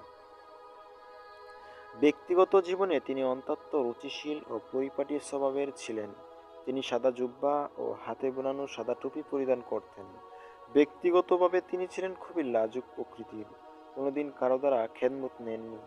কেয়ারটেকার ছিলেন বাহাউদ্দিন বাই। মাহফিল নেয়ার দায়িত্ব, সফর সহ ইত্যাদির আঞ্জাম দেওয়ার কাজ ছিল তার। তিনি ছিলেন অত্যন্ত বিনয়ী। বড় ছোট, ধনী গরিব, উচ্চ নিম্ন সবার সাথেই তিনি হাসিমুখে কথা বলতেন। যারা তার নামে ঘৃণা ও বিদ্বেষ ছড়ায়, তারা সাধারণত তার সম্পর্কে না জেনে ভুল তথ্য ছড়ায় অথবা হিংসাবশত বদনাম করে। তার জীবন ছিল এক্ষেত্রে এক তুলনাহীন উদাহরণ। তিনি কোনোদিনই নিজের প্রয়োজনে কারোর কাছে হাত পাতেননি। হাত পাতার কিংবা চাইবার ভানও করেননি। হাত পাতার কিংবা চাইবার বানও করেননি। মানুষের প্রয়োজন পূরণে ও সদুপদেশ প্রদানে তিনি বিশেষ গুরুত্ব দিতেন। কেউ কোনো পরামর্শ চাইলে সাথে সাথে তার সমাধান দেওয়ার চেষ্টা করতেন। ব্যস্ততার সময়েও কারোর সাথে সাক্ষাতের সময় দিতে তিনি কার্পণ্য করতেন না। অনেক দূর থেকে তার সাথে দেখা করতে এসে কেউ নিরাশ হতো না। ফোনে সাক্ষাৎ পেলেও বিলম্ব হতো না। সাক্ষাৎকারী সাক্ষাতের পর বলতেন, স্যার রাহিমাহুল্লাহ এত সহজ সরল, বিনয়ী ও আন্তরিক, আমরা তা আগে ভাবতেই পারিনি। কেউ একবার সাক্ষাৎ করলে স্যার রহমতুল্লাহ আলাই তাদের আপন হয়ে যেতেন। স্যার রাহিমাহুল্লাহকে তারা ভুলতে পারত না। সত্যিকার অর্থে তিনি ছিলেন উম্মাহের দর্দি একজন মানুষ। রোগীদের সেবা করা তার এক বড় গুণ ছিল। রোগী হাসপাতালে থাকলে তিনি হাসপাতালে গিয়ে সেবা করতেন, খোঁজ খবর নিতেন। স্যার রাহিমাহুল্লাহ আস-সুন্নাহ ট্রাস্ট প্রতিষ্ঠা করে জাকাত ভিত্তিক দাতব্য চিকিৎসা সেবা চালু করেন। বর্তমানে সপ্তাহে প্রায় ১৫০ জন রোগীর চিকিৎসা সেবা দেওয়া হয়। তিনি যে মজলিসে যেতেন সেখানেই মধ্যমণি হতেন। লক্ষ লক্ষ মানুষের অন্তরে তিনি জায়গা করে নিয়েছিলেন।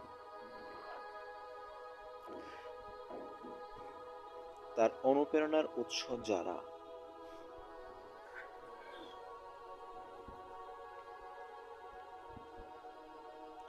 প্রফেসর ডক্টর খন্দকার আবদুল্লাহ জাহাঙ্গীর রহিমাহুল্লাহ বিশ্বজুড়ে সমাদৃত আলিম হওয়ার পেছনে তার মায়ের ভূমিকা ছিল অপরিসীম। আলিম হওয়ার ক্ষেত্রে পিতাও অনেক বড় প্রেরণা ছিলেন। তিনি বলতেন, যদি পড়ালেখা করতেই হবে তবে দ্বীনি ইলমি অর্জন করতে হবে, নতুবা পড়ালেখার দরকার নেই। প্রফেসর ডক্টর খন্দকার আবদুল্লাহ জাহাঙ্গীর রহিমাহুল্লাহ এর দ্বীনি খেদমত ও দ্বীনি কর্মকাণ্ডের পেছনে যে সকল মনীষীর অবদান রয়েছে তাদের মধ্যে অন্যতম হলেন তার শ্বশুর ফুরফুরার পীর মুহতারাম আবুল আনসার আব্দুল কাহার সিদ্দিকী আল কুরাইশি রাহিমাহুল্লাহ। স্যার রাহিমাহুল্লাহ দেশে আসার পর তিনি তাকে ওয়াজ মাহফিল ও লেখালেখির কাজে উৎসাহ ও অনুপ্রেরণা দেন। প্রফেসর ডক্টর খন্দকার আবদুল্লাহ জাহাঙ্গীর রাহিমাহুল্লাহ এর নিজের মন্তব্য, বর্তমানে সমাজে অনেক আলিম ও বুজুর্গ সমাজের প্রচলিত রীতিকে আঁকড়ে ধরতে আগ্রহী। সুন্নতে নববীর চেয়ে বিদআতে হাসানা বা সুন্নতে মুরব্বী তাদের কাছে বেশি প্রিয়। রাসূলুল্লাহ সাল্লাল্লাহু আলাইহি সাল্লামের সুন্নতকে খুঁজে বের করার প্রবণতাটাই তাদের কাছে গ্রহণযোগ্য নয়। অন্য অনেকেই সুন্নাত বুঝতে পারলে অন্য অনেকে সুন্নত বুঝতে পারলেও সে বিষয়ে কথা বলতে আগ্রহ অথবা সাহস পান না।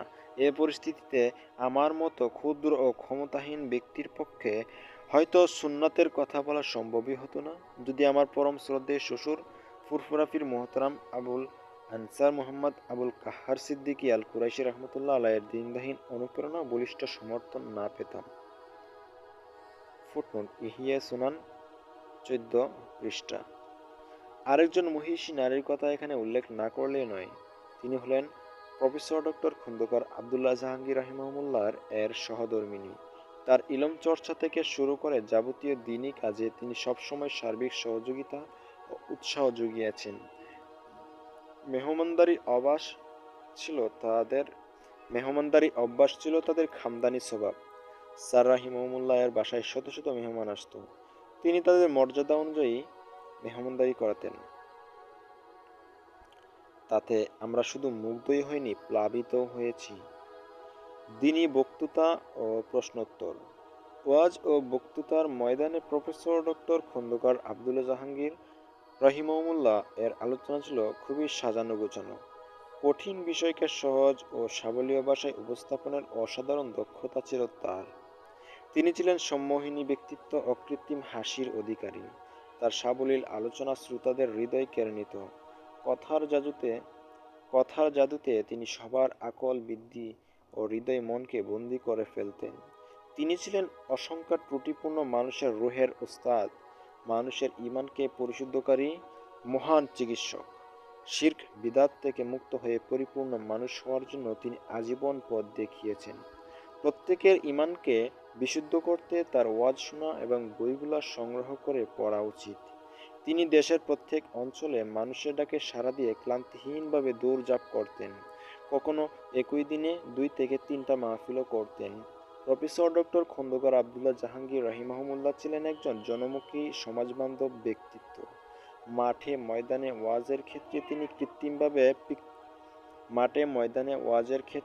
কৃত্রিমতার বিপরীতে সাধারণ মানুষের বোধগম্য হয় এমন সহজ ও প্রাঞ্জল ভাষায় ওয়াজ করতেন।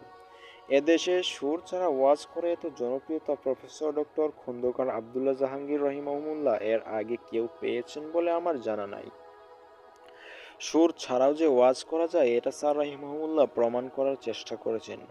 বিশেষত তার বক্তব্য যুব সমাজের জন্য থাকত সামাজিক দিক নির্দেশনা ও সুপথে চলার অনুপ্রেরণা।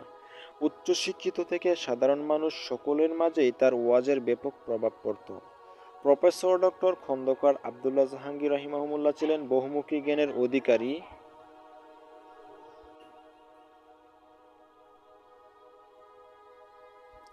প্রফেসর ডক্টর খন্দকার আবদুল্লাহ জাহাঙ্গীর রাহিমাহুল্লাহ ছিলেন বহুমুখী জ্ঞানের অধিকারী এবং সমাজ সচেতন আলিম। দিন দিনই আলোচনার মধ্যে তিনি প্রাসঙ্গিক বিভিন্ন আধুনিক বিষয় তুলে ধরতেন। তিনি যে বিষয়ে আলোচনা করতেন মনে হতো তিনি সে বিষয়ে বিশেষজ্ঞ পণ্ডিত। স্যার রাহিমাহুল্লাহ সত্য বলার ক্ষেত্রে কখনোই পাশ কাটানোর চেষ্টা করেননি, সেটা তার নিজের বিরুদ্ধে গেলেও। যখন তিনি কোনো দ্বীনি প্রশ্নের জবাব দিতেন শ্রোতাদের মনে হতো যেন তার সামনে সংশ্লিষ্ট বিষয়ে কুরআনের আয়াত, হাদিস ও সালাফদের বর্ণনাগুলো উপস্থিত রয়েছে। তিনি সেখান থেকে প্রয়োজন অনুপাতে যতটুকু ইচ্ছা ব্যক্ত করেছেন।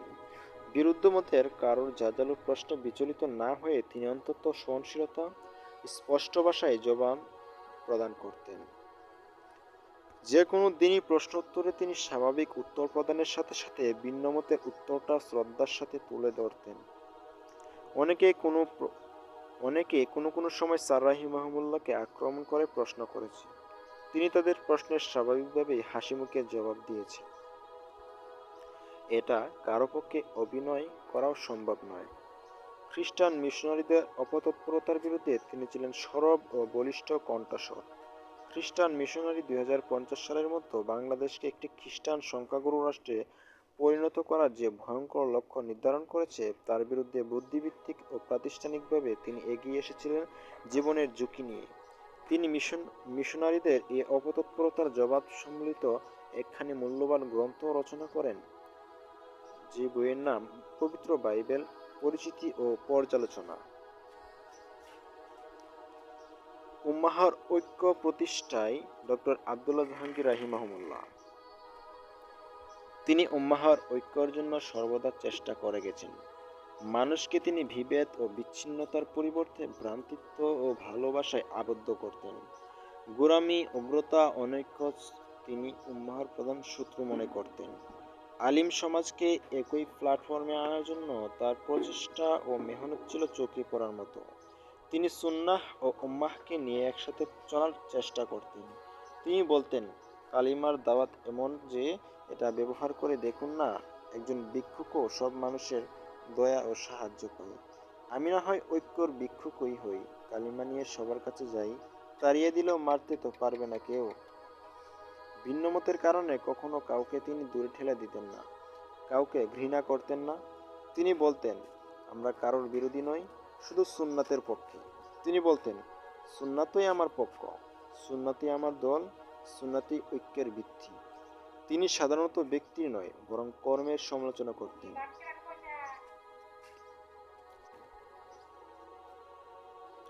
তিনি সাধারণত ব্যক্তির নয়, বরং কর্মের সমালোচনা করতেন, তাও শুধু সংশোধনের নিয়তে। চরম বিরোধীদের ক্ষেত্রেও তিনি একই পন্থা অবলম্বন করতেন। কখনো তাদের প্রসঙ্গ উঠলে বা তাদের বক্তব্যের জবাব দিতে হলে প্রথমে তাদের জন্য দোয়া করে বা তাদের কোনো ভালো কর্মের উল্লেখ করে তারপরে জবাব দিতেন। ইসলামের বাণী সমাজের সব শ্রেণীর মানুষের কাছে কিভাবে সহজে পৌঁছানো যায় তা নিয়ে গভীরভাবে চিন্তা করতেন। আলিমদের সাথে পরামর্শ করতেন, আলিমদের সাথে দেখা সাক্ষাৎ করে মত বিনিময় করতেন। চেষ্টা করেছেন সকল গণনার আলিমদের কিভাবে একটি প্ল্যাটফর্মে আনা যায়। তিনি ভিন্নমতের ভেতরে বসে ঐক্য রশি ধরে রাখতে শিখিয়েছিলেন। সুন্নাহের ভিন্নতার কথা বলতেন, সহিংসতার কথা বলতেন। কেউ কেউ মনে করত তিনি হয়তো বাতিলের সাথে আপোষ করেছেন, কিন্তু এটা সম্পূর্ণ মিথ্যা ধারণা। তিনি সমালোচনার পরিবর্তে আলিম দিনদার মানুষদের নেক কর্মকাণ্ডগুলোকে বড় করে দেখতেন। তিনি সমালোচনার পরিবর্তে আলিম দিনদার মানুষের নেক কর্মগুলোকে বড় করে দেখতেন। তিনি একটা উদাহরণ দিতেন, এক গ্লাস পানিতে যদি কিছুটা মানব বিষ্ঠা মিশিয়ে দেওয়া হয় তাহলে সেই পানি সম্পূর্ণ নষ্ট, অপবিত্র ও দুর্গন্ধময় হয়ে যায়। কিন্তু ওই পরিমাণ মানব বিষ্ঠা যদি পুকুরের পানিতে মিশিয়ে দেওয়া হয় তাহলে তার তেমন কোনো প্রভাব পড়বে না। আর যদি তা বহমান নদী বা সমুদ্রের পানিতে মিশিয়ে দেওয়া হয় সেক্ষেত্রে তার কোনো অস্তিত্বই থাকবে না। তো আলিম ও দিনদার মানুষ যাদের আমল পুকুর বা নদীর মতো বিশাল, তাদের ছোটখাটো ভুলগুলোর অজুহাতে তাদের নেক আমল এড়িয়ে যাওয়ার কোনো সুযোগ নেই। ঐক্যের জন্য তিনি লিখেছেন কুরআন সুন্নাহের আলোকে জামায়াত ঐক্য নামক পুস্তিকা। দাওয়াত ও তাজদীদে দ্বীন। মুজাদ্দিদ মানে সংস্কারক। আল্লাহ তাআলা ও তার রাসূল সাল্লাল্লাহু আলাইহি ওয়াসাল্লাম এর প্রচারিত দ্বীন ইসলাম শিরক, বিদআত তথা সর্বপ্রকার কুসংস্কার মুক্ত। যখন জাহিলি তথা অজ্ঞ অথবা স্বার্থবাজ লোকেরা মুসলিম সমাজকে শিরক, বিদআত তথা সর্বপ্রকার কুসংস্কার দ্বারা কলুষিত করে ফেলে, তখন এসব দূর করার প্রয়োজন দেখা দেয়। শিরক, বিদআত তথা সর্বপ্রকার কুসংস্কারের বিরুদ্ধে সংস্কারমূলক আন্দোলন করা জরুরি হয়ে পড়ে। যিনি এমন সংস্কার আন্দোলন পরিচালনা করেন তাকে ইসলামের পরিভাষায় মুজাদ্দিদ বা সংস্কারক বলা হয়। রাসূলুল্লাহ সাল্লাল্লাহু আলাইহি ওয়াসাল্লাম বলেছেন, নিশ্চয়ই আল্লাহ তাআলা প্রত্যেক শতবর্ষের মাথায় এই উম্মতের জন্য দ্বীনের সংস্কারক প্রেরণ করবেন। ইসলামী আকীদা বিশ্বাসের মূল ভিত্তি হলো তাওহীদ। তাওহীদের বিপরীত হলো শিরক, বহুবাদ। আল্লাহ তাআলাকে সমস্ত জগতের একমাত্র রব, প্রতিপালক, সর্বপ্রকার ইবাদত বন্দেগী পাওয়ার উপযুক্ত একমাত্র ইলাহ, মাহবুদ এবং সর্বসুন্দর নাম ও পরিপূর্ণ গুণাবলীর একক অধিকারী বলে দৃঢ় বিশ্বাসের সাথে জানা ও মানাকে তাওহীদ বলা হয়। শিরক মানে শরীক বা অংশীদার স্থির করা, রবের ক্ষেত্রে অথবা ইবাদতের ক্ষেত্রে কিংবা সর্বসুন্দর নাম ও পরিপূর্ণ গুণাবলী আল্লাহ তাআলার সাথে অন্য কাউকে সমান তথা শরীক করাকে শিরক বলা হয়। অধিকাংশ মানুষ আল্লাহ তাআলার অস্তিত্বে বিশ্বাসী হওয়া সত্ত্বেও রবের ক্ষেত্রে অথবা ইবাদতের ক্ষেত্রে অথবা আল্লাহ তাআলার নাম ও গুণাবলীতে অন্যদের শরীক করার কারণে মুশরিক। যেমন অনেক মানুষ আল্লাহকে বিশ্বাস করা সত্ত্বেও চন্দ্র, সূর্য, গাছপালা, পাথর, পীর ফকিরি, কবর, মাজার ইত্যাদির কাছে দোয়া প্রার্থনা করে থাকে। আপদে বিপদে তাদেরকে ডেকে থাকে, তাদের কাছে সাহায্য চেয়ে থাকে, এমনকি তাদেরকে রুকু সিজদাও করে থাকে, তাদের মাঝে মানত করে ও পশু জবাই করে থাকে। তাদের পক্ষ থেকে কল্যাণের আশা ও অকল্যাণের ভয় করে থাকে। যারা এমন কাজ করে তারা মুশরিক, তারা আল্লাহ তাআলার সাথে শিরক করার কারণে ইসলাম থেকে বের হয়ে গেছে। শিরকের মতো জঘন্য পাপে লিপ্ত হওয়ার পর কোনো মুসলিম আর মুসলিম থাকতে পারে না, তারা মুশরিকে পরিণত হয়ে যায়। শিরক শিরকের কারণে তাদের সমস্ত নেক আমল বরবাদ হয়ে যায়। শিরক করার পরও তাওবা না করে মারা গেলে তা চিরস্থায়ী জাহান্নামী হবে, তাদেরকে কখনো মাফ করা হবে না। জান্নাত তাদের জন্য চিরতরে হারাম হয়ে যায়। শিরকে হচ্ছে সবচেয়ে জঘন্য মহাপাপ। আল্লাহ তাআলা বলেন, নিশ্চয়ই শিরক করা মহাপাপ। আল কোরআন সূরা লুকমান 13 নম্বর আয়াত। আপনার প্রতি এবং আপনার পূর্ববর্তীদের প্রতি প্রত্যাদেশ হয়েছে যে যদি আপনি শিরক করেন তাহলে আপনার আমল নষ্ট হয়ে যাবে এবং আপনি ক্ষতিগ্রস্তদের অন্তর্ভুক্ত হয়ে যাবেন। আল কোরআন সূরা জুমার 64 নম্বর আয়াত। নিশ্চয়ই আল্লাহ তাআলা ক্ষমা করবেন না যে তার সাথে শিরক করে। আল কোরআন সূরা নিসার 48 নম্বর আয়াত। নিশ্চয়ই যে ব্যক্তি আল্লাহর সাথে শিরক করে আল্লাহ তার জন্য জান্নাত হারাম করে দেন এবং তার চিরস্থায়ী বাসস্থান হবে জাহান্নাম। অত্যাচারীদের কোনো সাহায্যকারী নেই। আল কোরআন সূরা মাইদা 72 নম্বর আয়াত। অন্তত পরিতাপের বিষয় যে ইসলামের নামে ইসলামের বেশে একদল লোক সাধারণ মানুষকে চিরস্থায়ী জাহান্নামী বানানোর জন্য স্থানে স্থানে শিরকের আস্তানা গড়ে তুলেছে। তারা ক্ষণস্থায়ী দুনিয়াতে মানুষের টাকা পয়সা, হাঁস মুরগ, ভেড়া ছাগল, গরু মহিষ লুটে পুটে খেতে আনন্দ উল্লাসে মেতে উঠেছে। তারা সরল সোজা সাধারণ মানুষকে শিরকে লিপ্ত করে তাদের ঈমান আমল সবকিছু বিনষ্ট করে তাদেরকে চিরদিনের জন্য জাহান্নামে নিক্ষেপ করছে। এসব ধোঁকাবাজদের খপ্পর থেকে সাধারণ মানুষকে উদ্ধার করা ও রক্ষা করতে ইসলাম ও মুসলিমদের পরীক্ষিত বন্ধু প্রফেসর ডক্টর খন্দকার আবদুল্লাহ জাহাঙ্গীর রহিমাহুল্লাহ আজীবন সংগ্রাম করেছেন। তিনি শিরক বিদআতের বিরুদ্ধে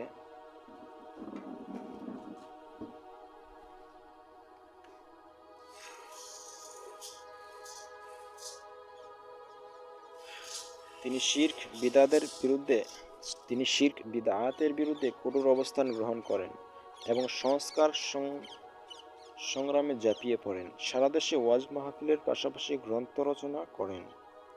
দেশে যারা শিরক বিদআতে লিপ্ত তাদের পরিবর্তন বাতিলের মিথ্যাচার অপব্যাখ্যা থেকে দিনকে রক্ষা করবে এমন মৌলিক 3টি গ্রন্থ রচনা করেন। 1. কুরআন সুন্নাহের আলোকে ইসলামী আকীদা। 2. ইহইয়াউস সুনান, সুন্নাতের পুনরুজ্জীবন, বিদআতের বিসর্জন। 3. আল ফিকহুল আকবর, শিরক বিদআত মুক্ত তাওহীদ ভিত্তিক সমাজ গঠনে এই 3টি গ্রন্থ মৌলিক ভূমিকা রাখবে। যারা শিরক বিদআতের সাথে জড়িত এমন সকল ঘরানার বিরুদ্ধে কমবেশি লেখা হয়েছে।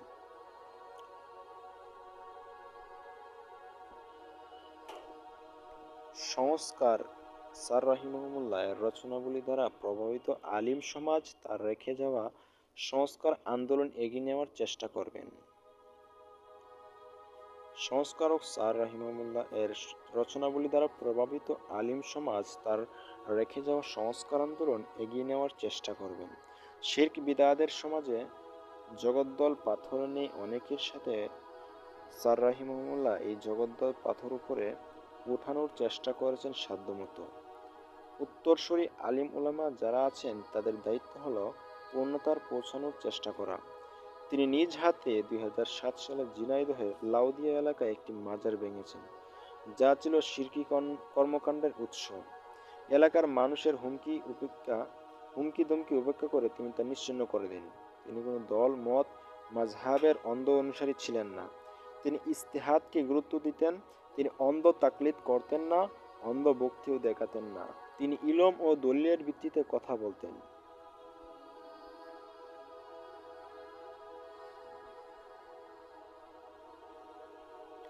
নিজ এলাকায় দাওয়াতি কর্মকাণ্ড, মেধা, যোগ্যতা ও অসাধারণ রেজাল্টের কারণে তিনি সৌদি আরবে উচ্চ পর্যায়ে একাধিক চাকুরির সুযোগ পান। যুক্তরাজ্য, অস্ট্রেলিয়া এবং মধ্যপ্রাচ্যের বেশ কয়েকটি রাষ্ট্রের অনেক জায়গা থেকে লোভনীয় চাকরির সুযোগ এসেছিল, কিন্তু তিনি ভাবতেন বাংলাদেশের দ্বীনি শিক্ষা থেকে বঞ্চিত সর্বসাধারণকে নিয়ে, শিরক ও বিদআতে আচ্ছন্ন সমাজকে নিয়ে। তাই সবকিছু ফেলে তিনি শুধু দিন প্রচারের জন্যই বাংলাদেশে ছুটে আসেন। দেশে ফেরার পর ঢাকা ও চট্টগ্রামে উচ্চ পর্যায়ে চাকরির অনেক সুযোগ পেয়েছেন। কিন্তু শিকড় সন্ধানী এই মহান ব্যক্তি নিজ এলাকা ঝিনাইদহ ছাড়েননি। তখন ঝিনাইদহ ছিল দিন থেকে পিছিয়ে পড়া এক জনপদের নাম। অনেকেই এই জেলাকে লালন ফকির আর পাগলা কানাই ফকিরদের এলাকা বলে চিনত। তিনি যখন দেশে আসেন তখন ঝিনাইদহে ছিল শিরক, বিদআত, কুসংস্কার ও বাউল ফকিরদের দৌরাত্ম্য। তিনি নিজেও নারার ফকিরদের সাথে বাহাস করেছেন। প্রফেসর ডক্টর খন্দকার আবদুল্লাহ জাহাঙ্গীর রাহিমাহুল্লাহ এর ঝিনাইদহ কেন্দ্রীয় মসজিদে খুতবা শুরু হওয়ার পর আস্তে আস্তে অন্ধকার কাটতে থাকে। দিন যত যায় মানুষ তত তার আলোচনার প্রতি আকৃষ্ট হতে থাকে। স্যার রাহিমাহুল্লাহ প্রথম অবস্থায় যখন খুতবা দেওয়া শুরু করেন তখন সরাসরি সংঘাতপূর্ণ বিষয়ে না গিয়ে বরং মানুষের ভেতরের বদ্ধমূল ভুল বিশ্বাস ও কর্মকে তাওহীদ ও সুন্নাহের আলোকে সংশোধনের পন্থা অবলম্বন করতেন। তিনি ২০০৩ সাল থেকেই আমৃত্য ঝিনাইদহ কেন্দ্রীয় মসজিদ জুমার খুতবা প্রদান করেছেন। জুমার আগে প্রায় ১ ঘণ্টা দিনই আলোচনা করতেন এবং সালাতের পরে দীর্ঘ সময় ধরে চলত কোরআনের তাফসির ও